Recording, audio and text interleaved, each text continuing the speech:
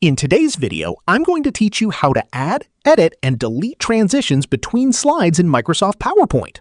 Transitions help make your slides look more professional by adding smooth visual effects between them. First, open PowerPoint and go to your presentation. Next, select a slide where you want to add a transition. Remember, the transition you choose will affect how this slide moves into the next one. Now, click on the Transitions tab at the top of the screen. You'll see a variety of transition effects available. Choose any transition you like, and PowerPoint will show you a preview so you can see how it looks. If you want to remove a transition, simply go back to the Transitions options and select None. This will remove the effect from that slide. To edit a transition, use the options on the right side of the toolbar. You can change the duration to make it faster or slower. You can also decide how the transition starts, either on a mouse click or automatically after a set time. And that's it.